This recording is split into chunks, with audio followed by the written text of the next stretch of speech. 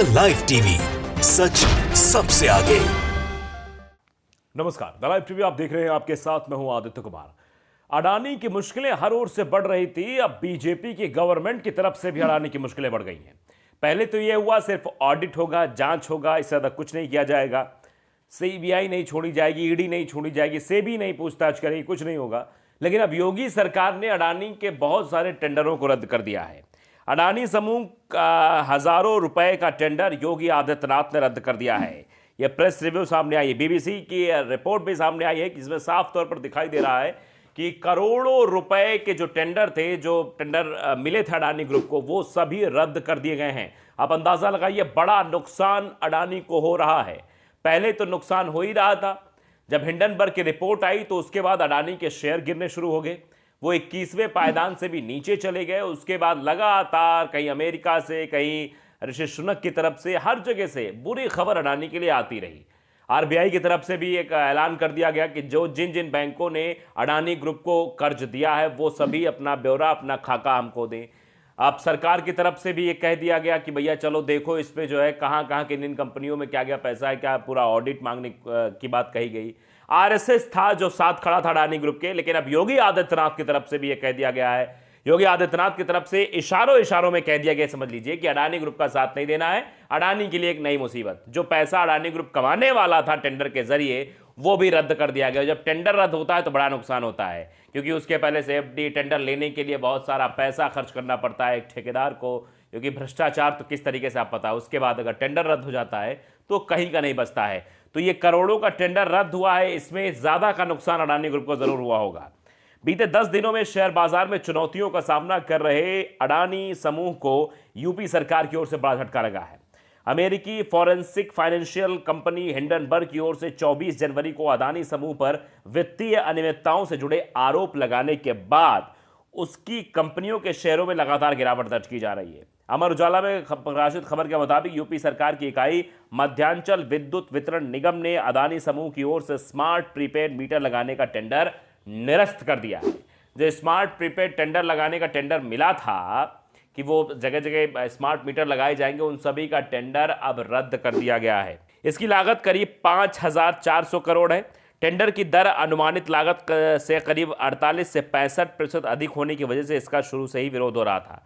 अखबार के अनुसार अब पश्चिमांचल, पूर्वांचल, दक्षिणांचल और डिस्कॉम के टेंडर पर भी नजरें टिकी हुई हैं। इन पर भी कभी ना कभी गाज गिर सकती है। उत्तर प्रदेश में करीब 2.5 करोड़ प्रीपेड स्मार्ट मीटर लगने हैं।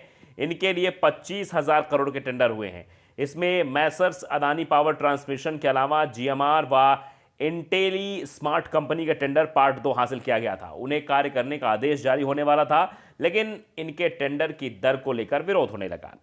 टेंडर के प्रस्ताव के मुताबिक हर मीटर की कीमत करीब 9 से 10,000 रुपए पड़ रही थी, जबकि अनुमानित लागत 6,000 रुपए प्रति मीटर है। इस मामले में यूपी पावर कॉरपोरेशन लिमिटेड ने प्रति मीटर अधिक मूल्य होने के मामले में ऊर्जा मंत्रालय सलाह भी ली थी, लेकिन वहां से फैसला कॉरपोरेशन पर ही छोड़ दिया गया था। तो ये बड़ा फरमान जो है अडानी ग्रुप की तरफ से आया है, और जिसकी वजह से अब अडानी ग्रुप को कई मुश्किलों का सामना करना पड़ सकता है।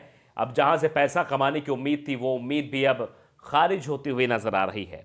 मोहम्मद उस्मान है, उन्होंने इस पर ट्वीट भी किया है कि धन्यवाद योगी आदित्यनाथ जी। योगी आदित्यनाथ को धन्यवाद किया जा रहा है कि जिसने इतना बड़ा घोटाला किया है, महा घोटाला किया है, उसका आपने टेंडर रद्द कर दिया, उसकी कमाई का साधन ही आपने बंद कर दिया। अभिमन्यु कहते हैं बोलो सब चंगा सी। इसकी लागत लगभग 5,400 करोड़ है। टेंडर की दर अनुमानित लागत से करीब 48 से 65% अधिक होने की वजह से इसका शुरू से ही विरोध हो रहा था। अखबार के अनुसार अब पश्चिमांचल, पूर्वांचल, दक्षिणांचल और डिस्कॉम के टेंडर पर भी नजरें टिकी हुई हैं, यानी वो भी टेंडर निरस्त हो सकता है। इकबाल वारसी हैं, वो लिखते हैं कि फर्श से लेकर अर्श तक और अर्श से लेकर फर्श तक दुनिया ने मिटते हुए और बनते हुए देखा। गुरूर सब तबाह कर देती है।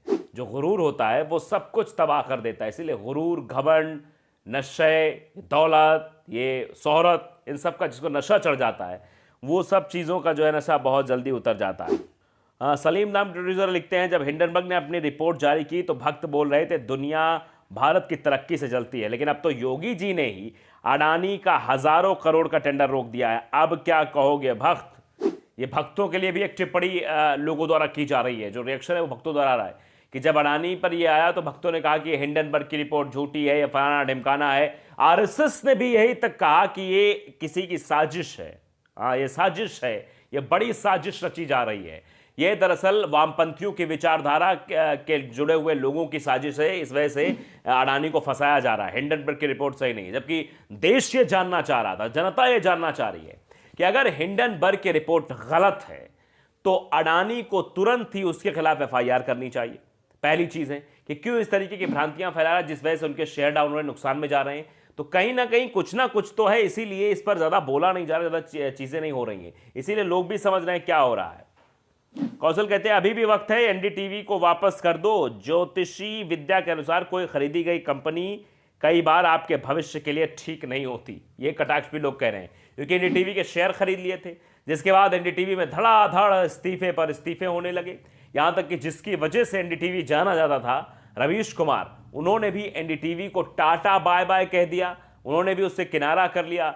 आप अंदाजा लगाइए, इसीलिए लोग कह रहे हैं कि ज्योतिष विद्या है, कभी कभी कोई सी कंपनी पे हाथ नहीं लाना चाहिए। अगर वो वहां पर जो है दिक्कत आपको होती है तो उस कंपनी को तुरंत छोड़ देना चाहिए, ये भी लोग कह रहे हैं। डांस ऑफ डेमोक्रेसी नाम के जो लिखते हैं कि समाचार को पढ़ने से पहले मेरी मृत्यु क्यों नहीं हो गई। एक वरिष्ठ नागरिक जो भक्त होता है, जो अंधभक्ति पर सवार होता है, वो इस तरीके की चीजें कर रहा है। विजय मौकाले वो कहते हैं जब जहाज डूबने लगता है तब सबसे पहले चूहे भागने लगते हैं, चूहे के बाद मगरमच्छ भागेंगे, ये भी कहा जा रहा है। शैलेश झा है जिन्होंने तो एक बात कह के पूरा माहौल ही जो है बदल दिया है, पूरा अलग सवाल खड़ा कर दिया है। हाँ भाई, कल को जेपीसी जांच हो गई तो बखेड़ा खड़ा होगा कि मार्केट से ऊंचे रेट पे ये टेंडर मालिक की कंपनी को क्यों दिया गया, ये अडानी ग्रुप के मालिक की कंपनी को क्यों दिया गया इतने कम ज़्यादा रेट में। अब झंझट खत्म, क्योंकि ये भी सवाल है कि जब यह जेपीसी की मांग शुरू होगी, जेपीसी जांच शुरू होगी और मान लो जांच शुरू हो गई तो जांच में ही पता लगेगा उत्तर प्रदेश में टेंडर इतने में है, और पता चलेगा टेंडर ये तो बहुत 48 से 50% ज़्यादा रेट में है टेंडर, तो सवाल खड़ा हो जाएगा। इससे पहले ही झंझट खत्म कर दो, तुरंत ही टेंडर रद्द कर दिया गया कि जांच यहां तक ना पहुंचे। हरीश यादव एक सवाल पूछ रहे हैं, जो सवाल शायद सभी के जहन में होगा। वो लिखते हैं क्या अब योगी जी मोदी जी के खिलाफ जाकर अडानी का टेंडर रद्द कर रहे हैं, यह भी सवाल किया जा रहा है। तन्मय लिखते हैं कि योगी जी अपने को मोदी जी से अलग दिखाना चाहते हैं, राजनीति है, कुछ भी हो सकता है। इस तरीके से लोग अब रिएक्ट कर रहे हैं, लोग अपनी बातें, अपने भावनाओं को व्यक्त कर रहे हैं कि देश में क्या हो रहा है। लेकिन आप समझिए कि योगी आदित्यनाथ की तरफ से यह बड़ा झटका अडानी के लिए और भी झटकों के समान है। अब अडानी चौतरफा गिर चुके हैं, क्या होगा क्या नहीं होगा वक्त बताएगा, लेकिन फिलहाल तो अडानी की मुश्किलें लगातार बढ़ रही हैं। तो लाइव टीवी अगर आपने सब्सक्राइब नहीं किया, सब्सक्राइब जरूर करिए, बेल आइकन दबाइए ताकि सच खबर आप तक पहुंचती रहे। नमस्कार। द लाइव टीवी, सच सबसे आगे।